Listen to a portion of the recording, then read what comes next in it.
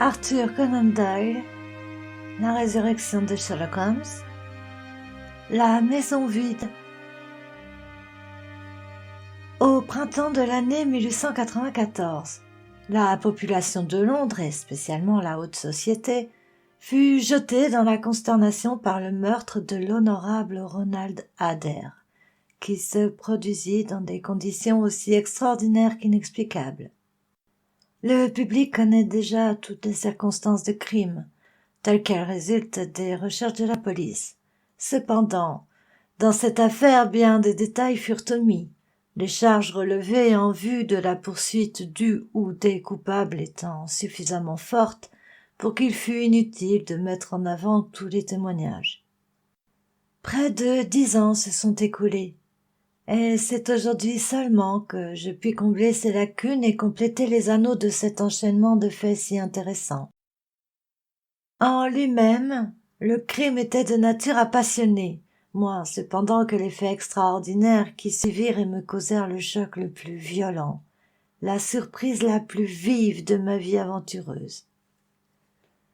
Même maintenant, après ce long intervalle de temps, je frissonne encore à ce souvenir, et je ressens de nouveau ce flot soudain de joie, d'étonnement, d'incrédulité qui inonda mon esprit.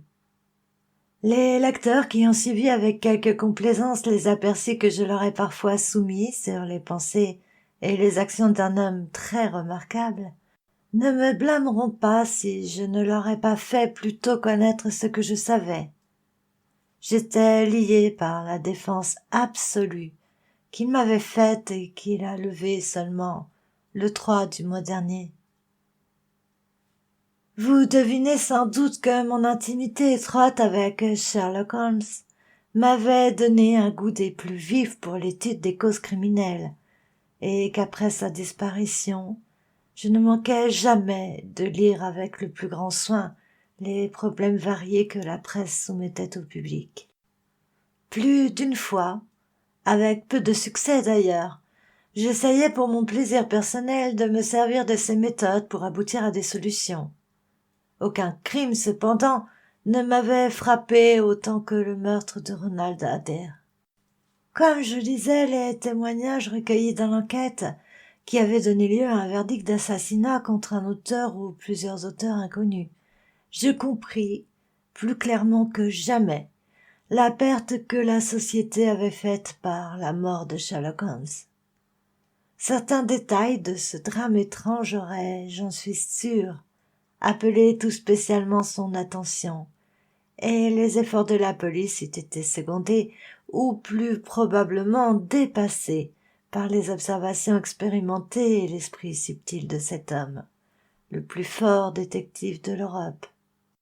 Toute la journée, en faisant mes tournées de médecin, je retournais cette affaire dans mon imagination sans en trouver aucune explication plausible. Au risque de répéter une histoire déjà trop commune, je vais rappeler les faits tels qu'ils ressortaient de l'enquête. L'honorable Ronald Adair était le second fils du comte de Maynooth. À cette époque, gouverneur d'une des colonies australiennes d'où sa mère était revenue en Angleterre pour y subir l'opération de la cataracte. Cette dame, son fils Ronald et sa fille Hilda habitaient ensemble à Londres, 427 Park Lane. Le jeune homme était reçu dans la meilleure société, et on ne lui connaissait ni ennemi ni vice particulier. Il avait été fiancé à Miss Edith Woodley, de Carstairs, mais les fiançailles avaient été quelques mois auparavant rompues, d'un mutuel accord. Rien ne permettait de croire que cet événement eût laissé derrière lui des regrets profonds. Au demeurant, l'existence du jeune homme se passait dans un cercle étroit, normal, car il avait des habitudes régulières et sa nature était plutôt froide. Ce fut pourtant sur la personne de ce jeune et indifférent aristocrate que la main de la mort s'appesantit, sous une forme étrange et inattendue, entre 10h et 11h20 dans la nuit du 30 mars 1894.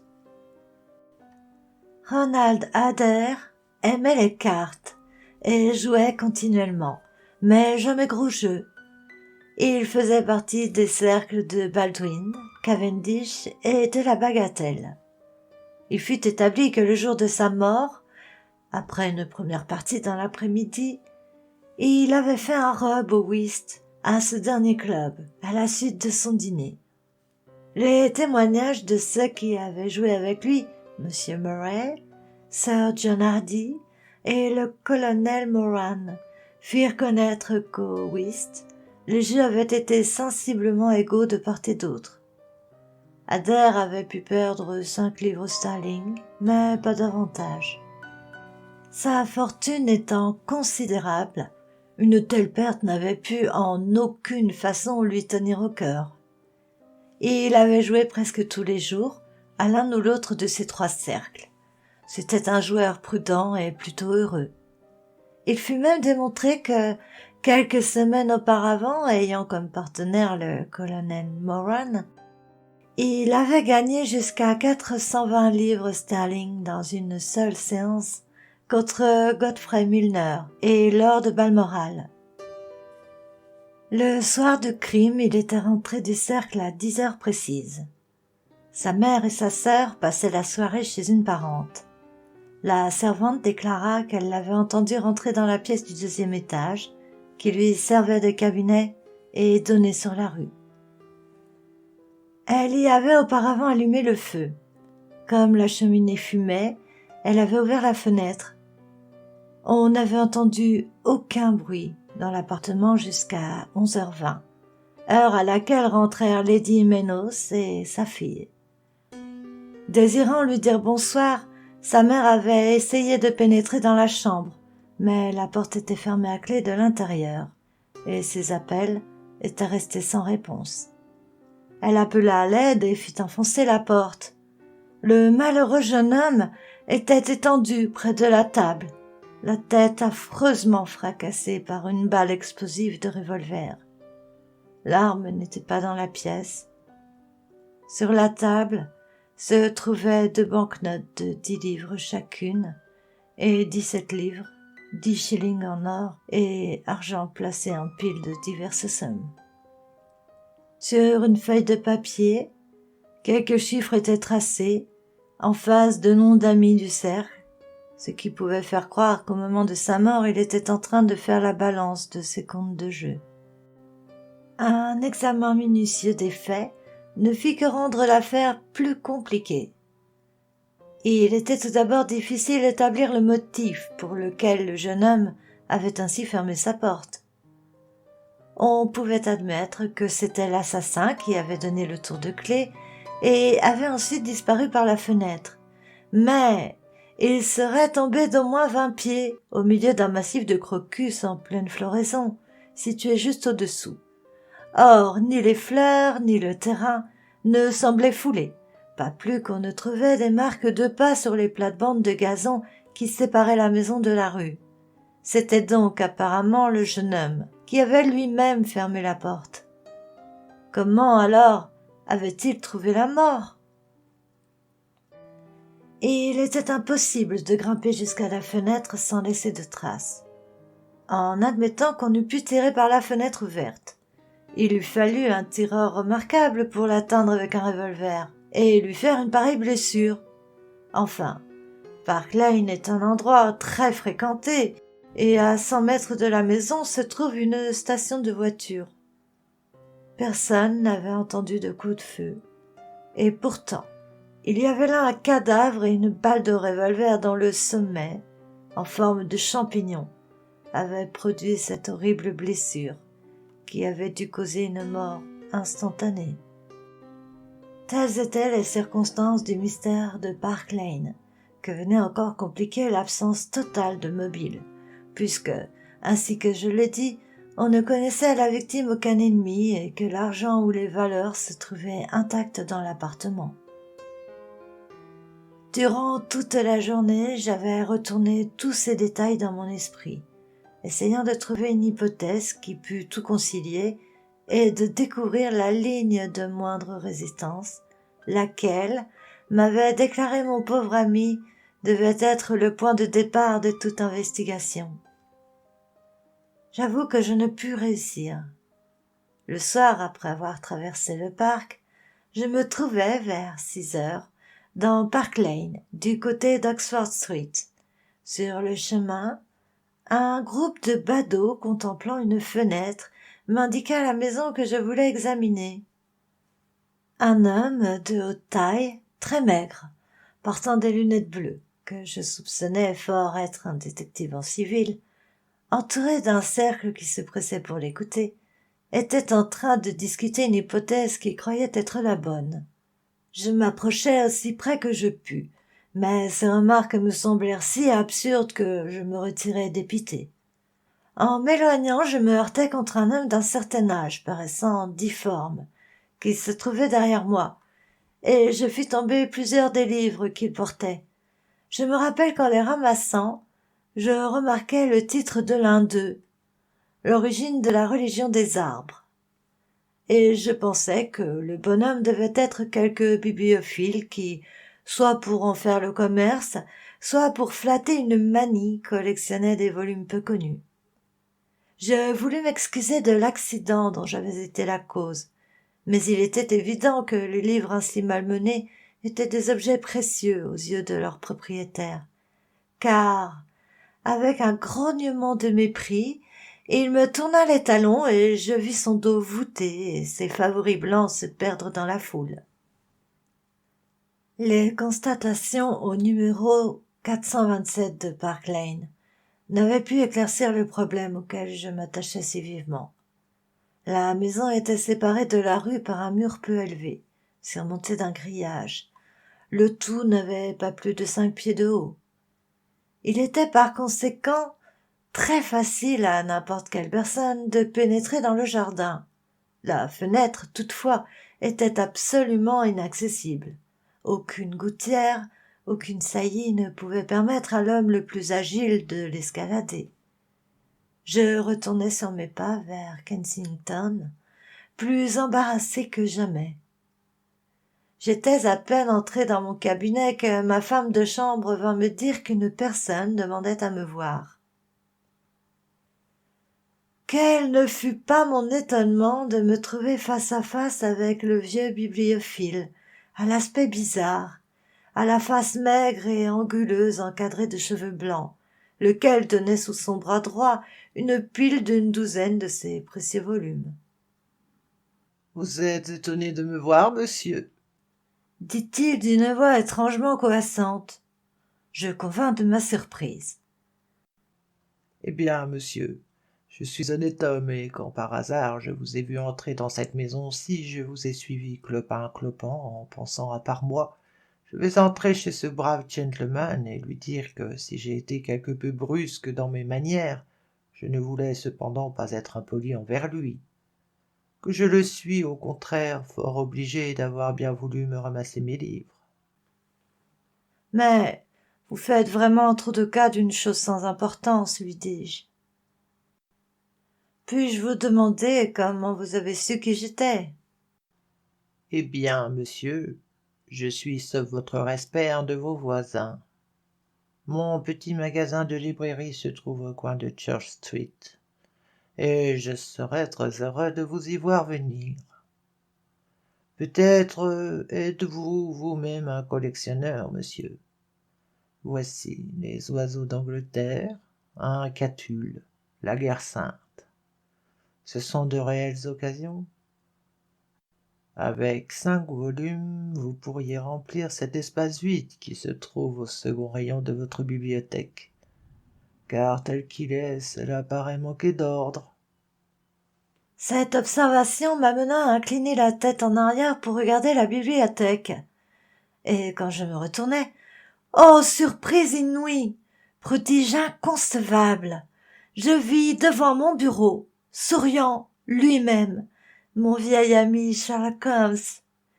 Je me levai, je le regardai pendant quelques instants avec une stupéfaction sans borne, et je l'ai su depuis, pour la première fois et peut-être dernière fois de ma vie, je tombai sans connaissance. Je me rappelle seulement qu'un brouillard m'obscurcit les yeux, Quand je revins à moi, j'avais mon col défait et sentais encore le goût du cognac sur mes lèvres. Holmes s'était penché sur mon fauteuil, tenant une petite gourde à la main. « Mon cher Watson, » dit cette voix que je connaissais si bien. Je vous dois 1000 excuses, mais je ne pouvais soupçonner que je vous produirais un tel effet. Je lui saisis le bras. « Holmes !» m'écriai-je. « Est-ce réellement vous ? Se peut-il que ce soit vous ? Est-il possible que vous ayez pu sortir vivant de cet épouvantable abîme ?» Attendez un instant, dit-il. Croyez-vous être assez remis pour parler de ces événements? Mon apparition dramatique et inutile vous a causé une si violente impression? Je suis tout à fait rétabli. Mais vraiment, Holmes, je puis à peine en croire mes yeux. Bonté divine! Pensez que c'était vous, vous-même, qui vous teniez là en personne dans mon cabinet. De nouveau, je le pris par le bras que je sentis à travers la manche de son vêtement, aussi maigre et aussi nerveux que jadis. Eh bien, au moins, vous n'êtes pas un fantôme. Mon cher ami, comme je suis heureux de vous revoir. Asseyez-vous et racontez-moi comment vous avez pu sortir vivant de cet abîme. Et il s'assit en face de moi et alluma une cigarette avec sa nonchalance d'autrefois. Il était vêtu de la longue redingote du vieux libraire, mais le reste de son déguisement consistant en une perruque blanche et son assortiment de livres était maintenant placé sur la table. Holmes avait l'air plus maigre, l'œil était plus pénétrant que jamais, mais la pâleur de sa figure d'aigle me faisait comprendre que dans ces derniers temps sa santé avait dû être fort éprouvée. Je suis heureux de m'allonger, Watson. Ce n'est pas drôle pour un homme de ma taille de paraître petit pendant plusieurs heures. Maintenant, mon cher ami, en matière d'explication, nous aurons, si je puis compter sur votre concours, une nuit de travail pénible et dangereux devant nous. Peut-être vaudrait-il mieux ne vous rendre compte de la situation que lorsque le travail sera terminé. La curiosité me dévore et je préférerais tout connaître dès maintenant. Vous viendrez avec moi cette nuit? Quand vous voudrez et où vous voudrez. Alors, c'est comme au bon vieux temps. Nous aurons d'ailleurs le loisir de prendre une bouchée avant de partir. Eh bien, à propos de cet abîme, je n'ai pas eu beaucoup de difficultés à en sortir, pour la bonne raison que je n'y suis jamais tombé. Vous n'y êtes jamais tombé? Non, Watson, jamais. Le petit mot que je vous ai fait tenir était absolument véridique. Je ne doutais pas un instant que la fin de ma carrière fût arrivée, quand j'aperçus la figure sinistre du professeur Moriarty me barrant le chemin étroit qui conduisait au salut. Je lisais dans ses yeux gris une volonté inexorable.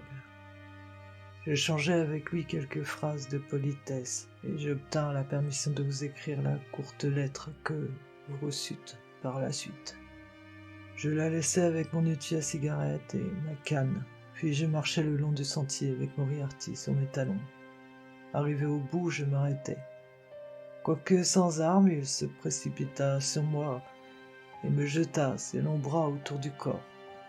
Il comprenait que sa dernière heure était venue, mais il tenait sa vengeance. Nous chancelâmes ensemble sur le bord du précipice. J'ai heureusement quelques connaissances du baritsu, autrement dit, de la méthode de lutte des Japonais. J'ai eu à m'en féliciter dans plusieurs circonstances, et cela me permit d'échapper à son étreinte. Poussant un cri terrible, il battit l'air de ses mains, mais malgré tous ses efforts, il ne put garder son équilibre et il disparut. Penché sur le bord de l'abîme, je suivis sa chute pendant longtemps. Je le vis s'aplatir sur un rocher, rebondir et enfin tomber dans l'eau qui l'engloutit. J'écoutais avec le plus vif intérêt ces explications que Holmes me donnait tout en lançant des bouffées de sa cigarette. « Mais les traces !» m'écriai-je. « J'ai vu de mes propres yeux que 2 personnes avaient suivi le sentier et qu'aucune d'elles n'était revenue. Voici ce qui m'est arrivé. Un instant après la chute du professeur, je compris la chance extraordinaire que la Providence avait mise sur mon chemin. Je savais que Moriarty n'était pas le seul à avoir juré ma perte. Il y avait au moins 3 individus désireux de se venger de moi, et que la mort de leur chef devait encore surexciter. Ils étaient tous très dangereux et l'un ou l'autre ne manquerait pas de m'atteindre.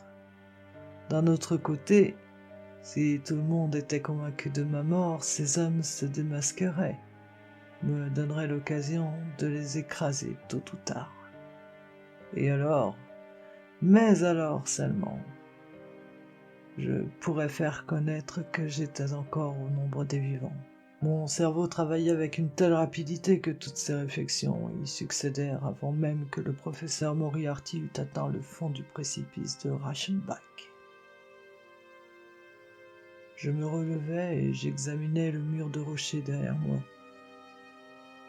Dans votre compte-rendu pittoresque de cette histoire, que j'ai lu avec le plus grand intérêt quelques mois plus tard, vous avez affirmé que ce mur était à pic. Ce n'était pas absolument vrai, car il présentait quelques petites aspérités et même un léger rebord. Mais il était si élevé qu'il paraissait inaccessible, et d'autre part il était impossible, sans y laisser de traces de pas, de revenir par le sentier humide. J'aurais pu, il est vrai, marcher en arrière, ainsi que cela m'était déjà arrivé dans certaines circonstances. Mais la vue de 3 empreintes dans la même direction eût sans nul doute dénoncé la supercherie. Somme toute, il valait donc mieux risquer l'ascension. Ce n'était pas chose facile, Watson. Le torrent mugissait sous mes pieds. Je ne suis pas pusillanime, mais je vous en donne ma parole. Il me semblait entendre la voix de Moriarty m'appelant du fond du précipice.